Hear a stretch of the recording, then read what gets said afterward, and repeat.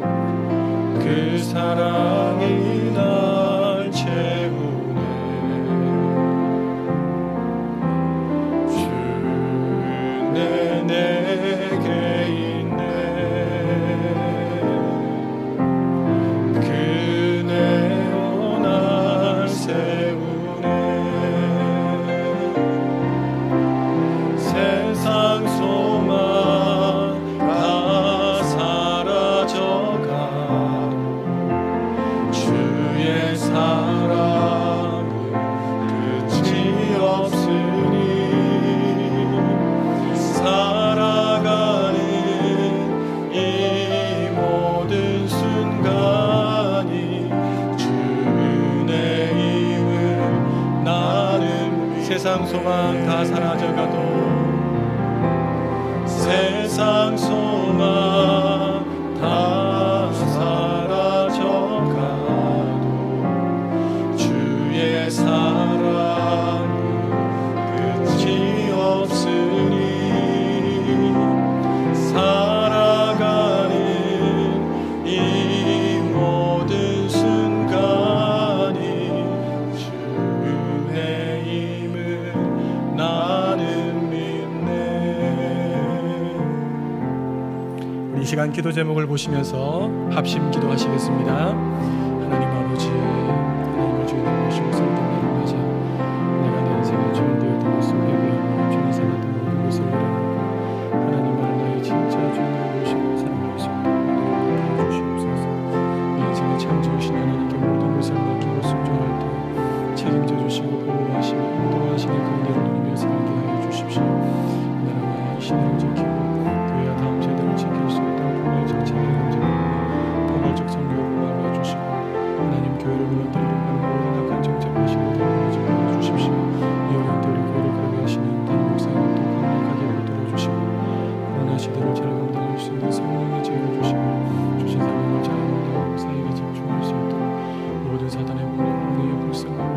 주시옵소서.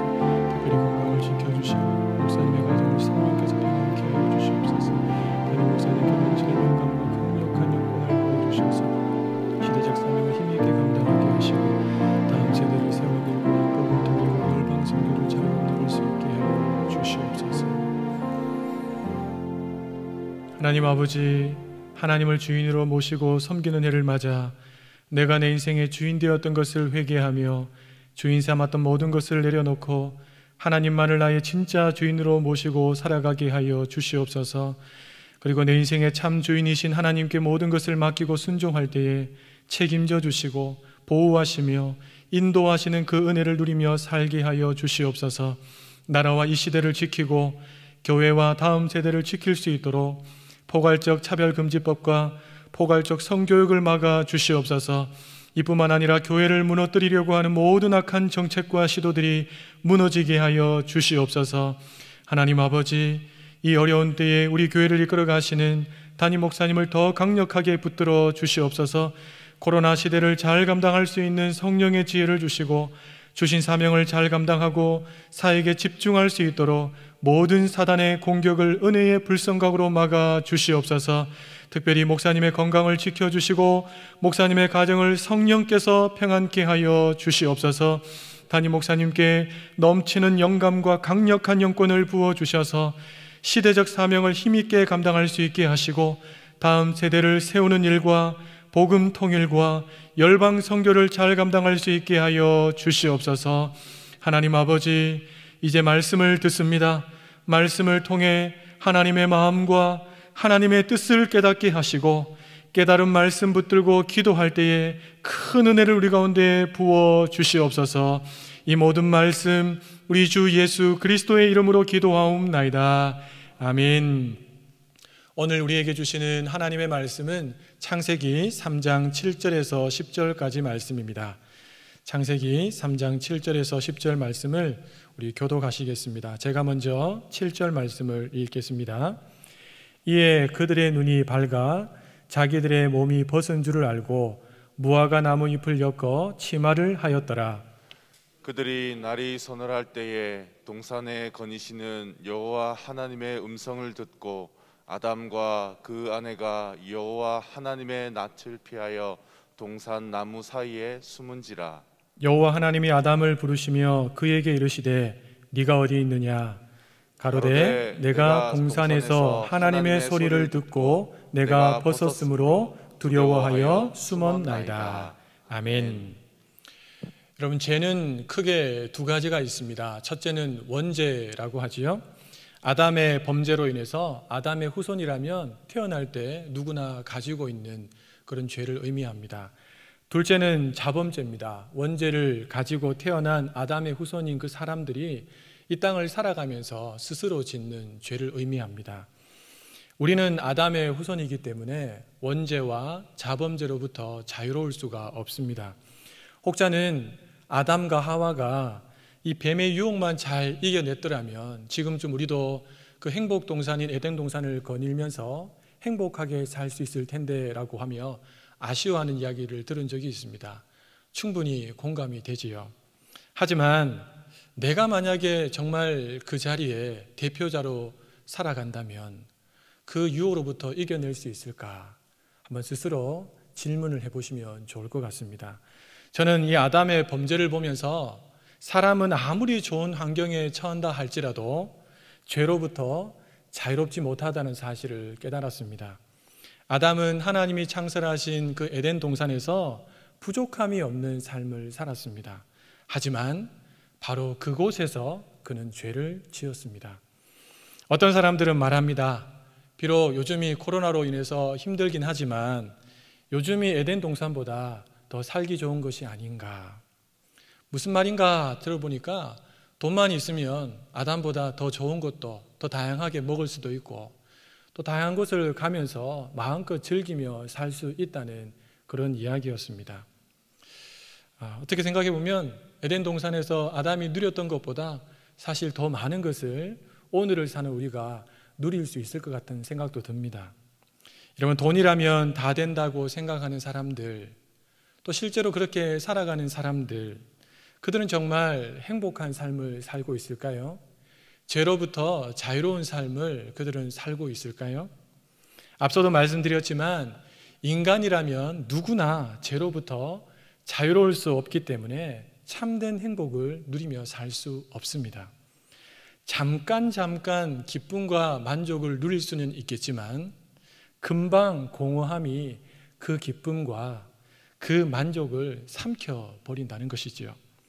여러분, 애플의 창시자였던 스티브 잡스가 죽음을 목전에 앞두고 이런 유명한 말을 남겼습니다.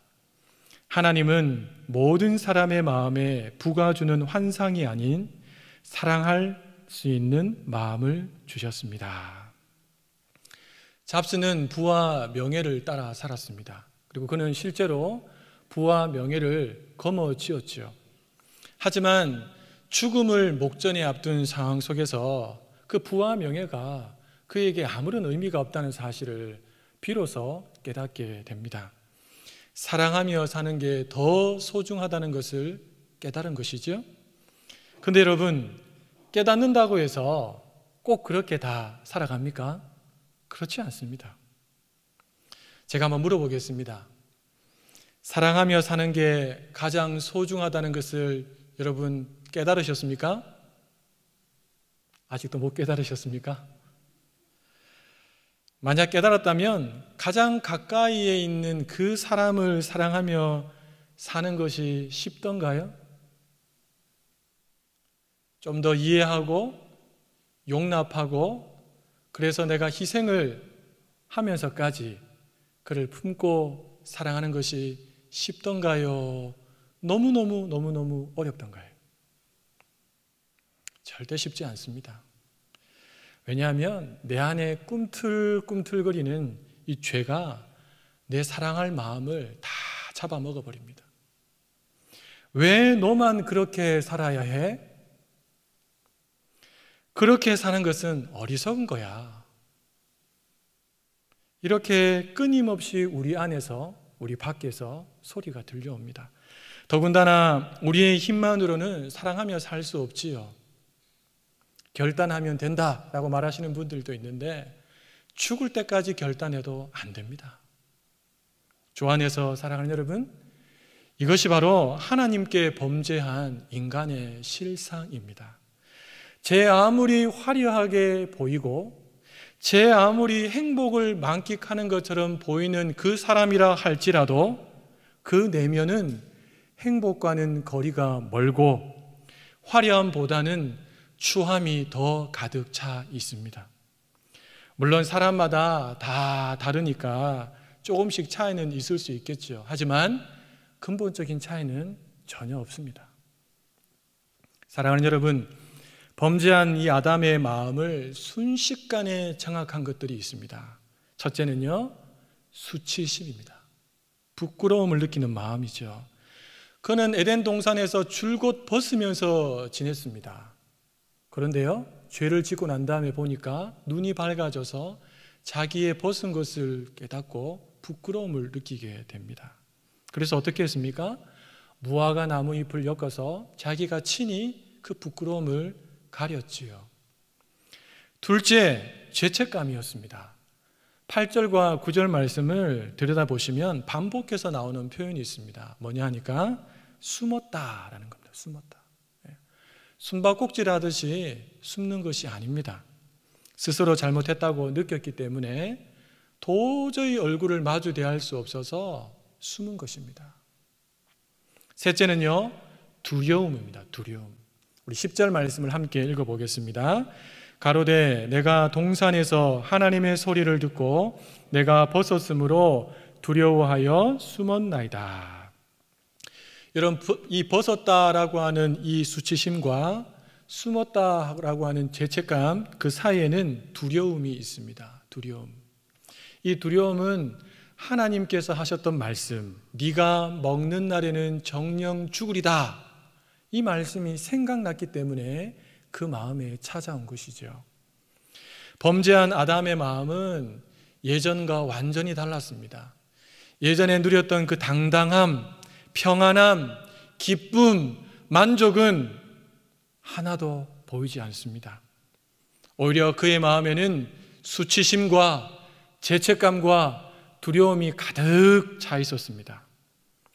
여러분, 우리 하나님께서는 아담의 외형뿐만 아니라 아담의 마음에 가득 차 있는 이 마음들을 꿰뚫어 보고 계셨습니다.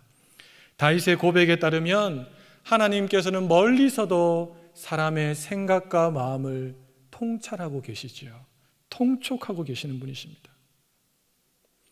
여러분, 죄는 가장 먼저 우리 마음을 지옥으로 만듭니다. 그래서 결국 하나님 앞에 설 수 없게 되지요. 따라서 우리는 하나님 앞에 나와서 기도하기 전에 반드시 죄의 문제를 철저하게 먼저 다루어야 합니다. 만약 죄 문제를 철저하게 다루지 않고 기도한다면 그 기도는 가증한 기도가 될 것입니다. 이런 차원에서 무엇을 구했느냐 보다 훨씬 더 중요한 것은 죄 문제를 해결했느냐가 더 중요합니다. 여러분, 하나님은 아셨어요. 아무리 기다려도 이 아담이 하나님께 먼저 나와서 하나님이라고 부르지 않을 것을 하나님은 아셨습니다. 그래서 하나님은 여느 때와 다름없이 에덴 동산을 거니시다가 아담을 부르셨어요. 네가 어디 있느냐? 여러분, 하나님께서 아담이 어디 있는지 몰라서 물으신 걸까요? 다윗은 고백하기를 흑암이 우리를 다 두른다 해도, 깜깜해서 아무것도 보이지 않는다 해도 하나님은 우리가 어디에 있는지 알고 있다고 말씀했죠. 하나님은 이미 아담의 마음 상태와 아담이 어디에 숨어 있는지 하나님은 다 알고 계셨습니다. 그럼 왜 하나님께서 네가 어디 있느냐라고 물으신 걸까요? 그것은 그에게 회개할 기회를 주기 위함이었습니다. 그런데 아담은 이 기회를 발로 차버렸죠. 그는 이렇게 대답합니다. 내가 동산에서 하나님의 소리를 듣고 벗었으므로 두려워하여 숨었습니다. 하나님은 내심 아담이 하나님, 제가 정말 잘못했습니다. 하나님이 먹지 말라고 하는 그 나무의 열매를 제가 따먹었습니다. 하나님 살려주세요. 하나님 용서해 주세요. 제가 잘못했습니다. 이렇게 나오기를 원하셨어요. 하지만 아담은 그러지 않았습니다. 이런 아담을 향해서 하나님은 또 한 번의 기회를 더 주십니다. 11절인데요. 제가 한번 읽어보겠습니다. 누가 너의 벗었음을 내게 고하였느냐? 내가 너더러 먹지 말라 명한 그 나무의 실과를 네가 먹었느냐? 여러분, 아담이 이번에는 회개를 했을까요? 아담은 하나님의 이 질문에 딱 맞는 대답이 아니라 엉뚱한 대답을 합니다. 자신의 죄를 하와에게 책임 전가하지요. 하와는 뱀에게 전가합니다. 네 탓이었다고. 하나님이 나에게 붙여주신 저 여자 때문에 라고 하면서 여자에게 책임 전가하면서 또 그 안에 가만히 들여다보면 하나님께도 책임 전가하고 있는 모습이 보입니다. 결국 하나님은 아담과 하와를 위해서 첫 희생을 치르며 가죽옷을 지으시고 입혀주십니다. 그리고 에덴 동산에서 쫓아내시죠. 주 안에서 사랑하는 여러분, 하나님은 범죄한 아담과 하와를 여전히 사랑하셨습니다. 그래서 기회를 주셨습니다. 하지만 아담과 하와는 그 기회를 발로 차버렸습니다. 하나님은 이런 그들을 바로 죽이셔도 무방합니다. 새로운 사람을 또 만들면 되지요. 하지만 그러지 않고 도리어 하나님은 그들의 수치를 가리기 위해서 가죽옷을 친히 만들어서 입혀주셨습니다. 네가 입어, 이것도 아니고 하나님이 친히 입혀주셨어요. 마치 우리가 어린아이의 옷을 입혀주는 것처럼. 그리고 범죄한 상태로 생명나무 실과를 따먹고 영생하는 것을 막기 위해서 하나님은 그들을 쫓아내셨습니다. 왜요? 하나님은 아담과 하와를 여전히 사랑하고 계셨기 때문입니다. 이후에 아담과 하와를 향한 하나님의 사랑은 끝났을까요? 에덴 동산에서 끝났으니까 그 사랑도 끝났을까요? 아닙니다. 아담이 가인을 낳고 고백했던 그 말을 들여다보시면 그들은 여전히 하나님의 사랑을 받고 있음을 알 수 있습니다. 여러분, 이 아담이 무엇이라고 고백했습니까? 내가 가인을 낳았다? 아닙니다. 내가 여호와로 말미암아 등남하였다. 무슨 말입니까? 여전히 그 하나님의 사랑과 은혜가 나에게 주어지고 있다는 고백입니다. 사랑하는 여러분, 하나님의 사랑은 이후로도 계속되었습니다. 하나님은 범죄한 인간을 향해서 시대마다 그 사랑을 나타내 보여주셨어요. 그리고 마침내 아들 예수 그리스도를 보내셔서 십자가에 죽게 하시고 다시 살리심으로 가죽옷이 아니라 예수 그리스도로 옷 입혀 주셨습니다.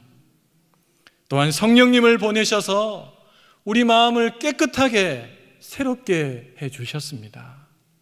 은혜 아닙니까? 은혜죠. 하지만 우리는 바울의 고백을 기억해야 합니다. 내 속에는 성령의 소욕도 있지만 여전히 육신의 소욕도 있다. 날마다 이 두 소욕들이 충돌하고 있다. 여러분, 이것이 우리의 구원을 흔들 수는 없지만 우리의 삶을 무작위로 흔들어서 하나님으로부터 멀어지게 만듭니다. 그리고 기도의 자리로부터 멀어지게 만듭니다. 다시금 우리 마음에 수치심과 죄책감과 두려움이 가득히 들어와서 영적으로 무기력한, 짓눌린 그런 삶을 살게 만들 수 있습니다. 바로 그때 우리는 우리 가운데 거닐면서 말씀하시는 하나님의 음성을 들을 수 있어야 합니다. 네가 어디 있느냐? 네가 어디 있느냐? 네가 어디 있느냐? 또다시 기회를 주시는 그 하나님의 사랑을 평생 붙들고 가시는, 그 사랑을 평생 붙들고 기도의 자리를 지키시는 우리 모든 성도님들 되시기를 예수님의 이름으로 축복합니다. 우리 들은 말씀을 기억하시면서 함께 기도 제목을 읽고 기도하는 시간을 가지겠습니다. 하나님 아버지, 한결같은 사랑으로 우리를 대해 주시니 감사합니다. 그러나 하나님, 우리가 예수 그리스도로 옷 입고 성령님의 도움을 받지만 여전히 제 가운데 넘어질 때가 있습니다. 그때마다 네가 어디 있느냐는 하나님의 기회 주심을 붙잡아 다시 하나님 앞에 서는 삶을 살게 하옵소서. 우리 함께 기도하겠습니다. 하나님 아버지, 감사합니다. 말씀을 또 함께 나누게 하시니 감사합니다. 하나님의 사랑이 여전히 지금도 우리와 함께하고 주고 있습니다. 하나님 아버지, 그 사랑을 기억하고 그 은혜를 기억하고 끝까지 하나님 편에서 기뻐하는 삶을 살게 하시고 하나님을 떠나는 우리의 삶을 하나님 아버지 감사합니다. 끝까지 삶을 살게 수 있도록 주의 은혜를 베풀어 주시옵소서. 다시 한번 이 시간을 기도하고 만나 주시고 그 사랑의 음성을 들으시고 역사해 주시옵소서. 주님 주님을 기대합니다. 감사합니다. 하나님 아버지, 오늘 말씀을 통해 하나님의 사랑이 여전히 우리 가운데 충만히 임하고 있음을 깨닫게 하시니 감사합니다. 하나님께서 우리를 너무너무 사랑하셔서 아들 예수 그리스도를 내어주시면서 예수 그리스도로 옷 입게 해주셨던 놀라운 사랑에 다시 한 번 더 감사합니다. 또 우리 가운데 성령님을 보내셔서 날마다 성령님의 도움을 받으며 살 수 있도록 인도해 주시니 감사합니다. 그러나 하나님, 우리가 너무나 연약하고 부족하여 그럼에도 불구하고 제 가운데 넘어질 때가 있음을 고백합니다. 하나님, 그때마다 이 하나님의 음성을 듣게 하여 주옵소서. 범죄한 인생을 향하여 첫 번째 말씀하셨던 이 하나님의 음성, 네가 어디 있느냐는 이 하나님의 기회 주심의 음성을 다시 붙들고 다시 하나님 앞에 서는 삶을 살아가는 우리 모든 대형의 가족들 되게 은혜를 내려 주옵소서.